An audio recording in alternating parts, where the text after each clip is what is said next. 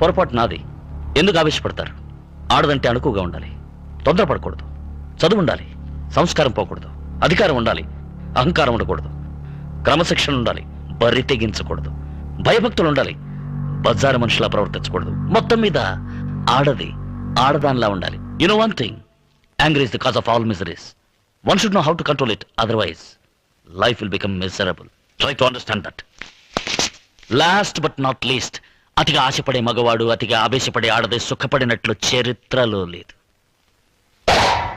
Bye.